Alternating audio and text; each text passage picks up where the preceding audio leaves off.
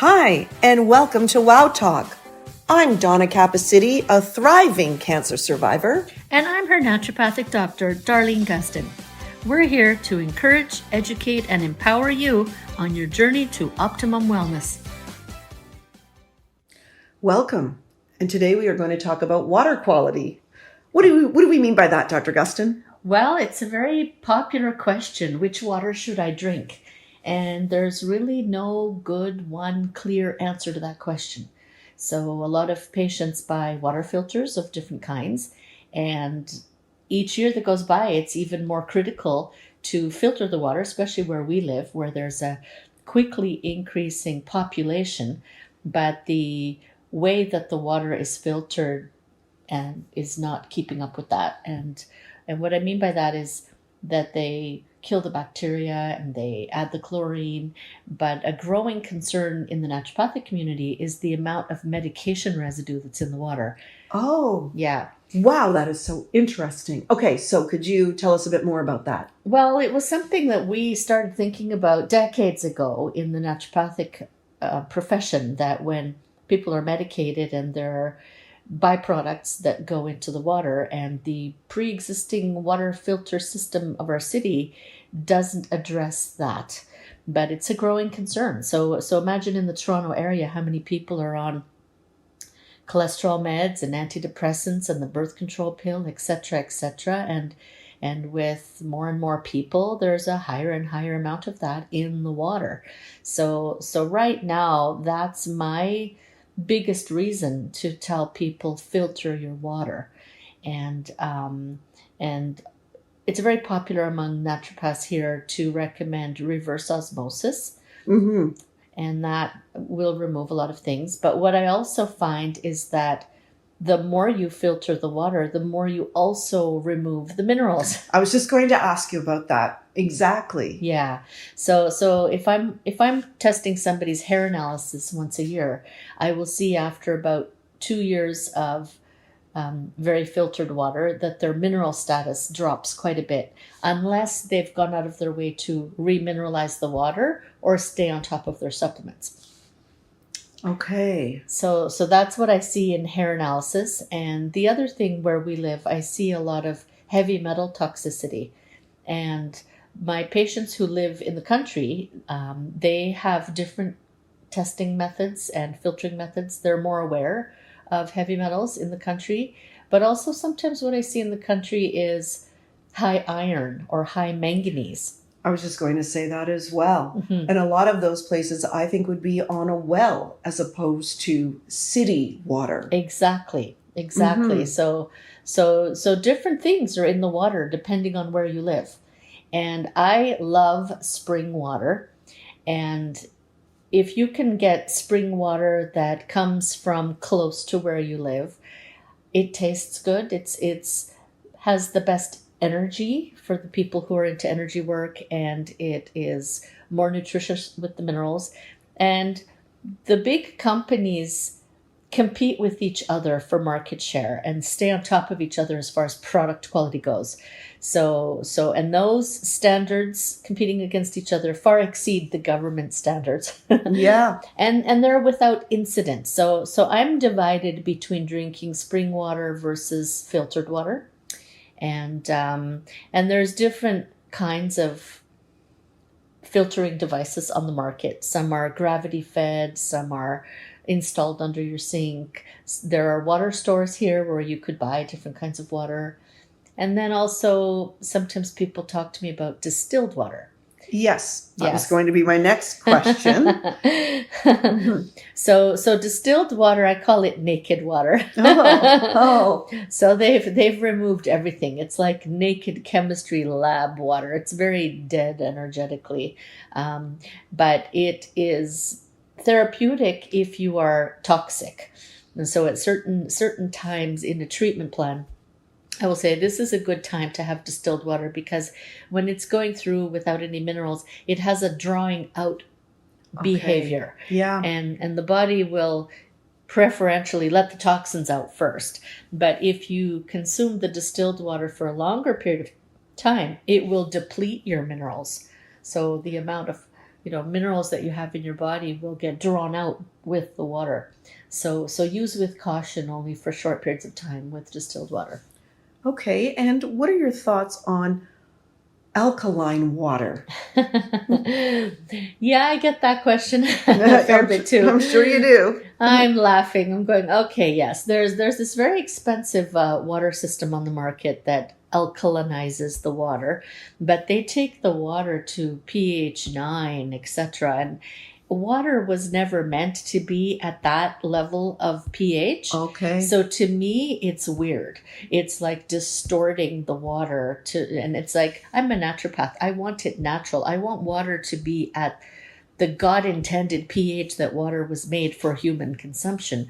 And so to make higher than that on the pH scale, more alkaline, I find it strange. Now, most patients will not buy that filter system because it's very expensive. And that's okay. They're usually asking me because they're wondering if it's worth that much of an investment. I did try the water myself once, and I did not feel good. Like I felt it right away. It didn't feel good, and I don't know what was happening, but I drank one glass, and I'm done with that. Okay. Yeah. All right. Well, here are my other questions. Is the rule of 8 glasses of water a day the one that we should all be following, or do you have other guidelines we should pay attention to? Right. That's a great question. And I'm going to give you the questions this time. Okay. In return.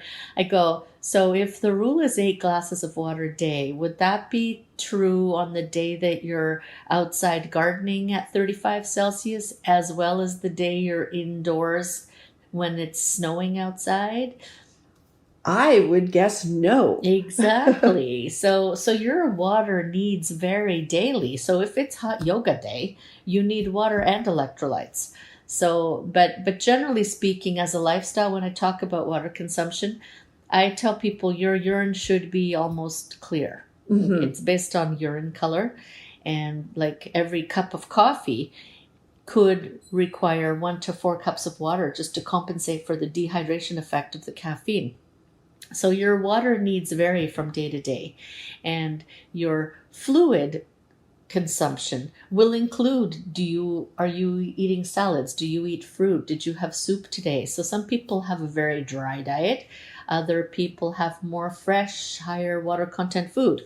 So other people are on medications, diuretics. So the answer is very individual, and it varies daily, and it's common to sort of average out to about 8 cups of water per day per adult is common, but I don't count my water. No, I don't either. Yeah. I just try to keep drinking. Yeah. All day if I can. Yeah. And that's good that you said that too, because it's not the same. Like sipping it through the day is much better than, oh, I haven't had my 8 cups today, so I think I'll come home and drink 4 of them and then have dinner. Well, now you've like washed away all your digestive enzymes, right? That's right. And the body doesn't process that the same way as when you sip. And then sometimes also when I do body composition testing on my machine, I can see how much water's in the body and where is it located. Is it in the cells or in between the cells? And sometimes I'll tell a person, you're dehydrated. And the person is surprised. They go, but I drink all this water. And I said, well, your hormones can affect how the water's handled. And also, we're a generation that's eating less salt than the generation before us. So if I find that the water is not in the right place in the body, then I will recommend that the person take a little piece of Celtic sea salt, let it melt under their tongue, and follow that with drink the water. And the minerals in the salt will help draw the water into your tissues. Okay. So that it gets in, stays in, goes to the right place, and doesn't just flow through you. Yeah, very, very interesting. Mm-hmm, mm-hmm. And what are the other benefits of water? Oh my. I know. Where do we begin? Well, we are a liquid, believe it or not, as humans. We're about 80% water, and there are just a million. I mean, the number one thing is energy. And the number one organ that suffers if you're dehydrated is the brain, right? Oh, I wouldn't have thought that. Of course. I know. When somebody comes in for fatigue, the first thing I talk about is, do you drink water, right? Okay. And but it obviously helps the body detoxify. It helps the water, the liver and the kidneys release toxins, and has to do with the volume of blood in the body and the blood pressure. So the list is endless. But we are water, so having quality water consumption matters quite a bit. Yeah. Yeah.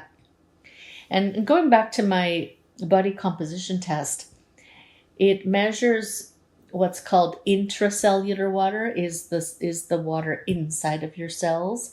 And do you know what cells are? I do, but could you put it into layman's terms for us, please? Yeah. I don't think I can explain it. I know what they are. No worries. So if you looked at the body under a microscope, you'll see these little building blocks. Yes. And they're cells. So think of the body like made of Lego, right? And okay. so these cells, they could come in different shapes and different colors, and all the red cells stuck together is a muscle, and all the little silver spiders can tangle together, that's a brain. So, but at the end of the day, we're made up of all these little cells stuck together. And on my body composition machine, it tells me how much of the water is on the inside of the cells. And I will say a cell is like a fresh, juicy grape, very high water content. And that's a healthy thing. If the poor little cell is living in a body that has toxic fluids, the cell will defend itself by releasing its inside water to go in between the cells to dilute the toxins. Oh. And so if I see that there's a reduced amount of water in the cells and an elevated amount of water in between the cells, it means that your grapes have become raisins. Okay, yes. And that's one way that I know a person needs a cleanse. And so it's a representation of toxicity at the cellular level, deep in the body. And it's not about how much water is there. You might have the correct amount of water, but it's in the wrong place in a body that is toxic. And that's why a lot of naturopaths recommend the Celtic sea salt as a way to draw the water back into the cell. Okay, that is really interesting because, of course, when you have too much of this toxicity, then that's when disease starts, correct? Of course. Oh my. Toxins lead to a lot of problems. And so back to which water should I drink? Well, ultimately, hopefully your water is not a source of toxicity, because good quality water's primary job is to detoxify your body, right? Yeah. Yeah. I'm going to ask this question, and that is, does drinking water help with weight loss? Yes, if you're dehydrated. Okay. But there's a lot of ways to answer that question. It's like you should drink the appropriate amount of water. So it's not like an exaggerated amount of water makes you lose weight, or if you did like a water fast where you go and you just drink water for a day or a couple days. You shouldn't really go past that. It can help with detoxifying, but it's about having the appropriate amount of water. So someone who's not drinking water, it's more the other way around. If you're not drinking enough water, then it's not letting you lose the weight because you're dehydrated. It's hanging on. And then what is too much water? Because you hear those horror stories where somebody had too much water. It can be life-threatening. It can be life-threatening. And why is that? Well, because anything, you can have too little or too much of any substance, including something seemingly innocent like water, because it distorts your electrolytes, because it's toxic. Anything can be. Too much heat, too much water, too much calcium, too much medication. So in the world of chemistry, there's this range, the spectrum, 20 shades of gray. And black can kill you, white can kill you, but you need just the right shade of gray. Okay. Whether it's food or medications or supplements or herbs or water or fiber. Okay, you said something interesting about the electrolytes.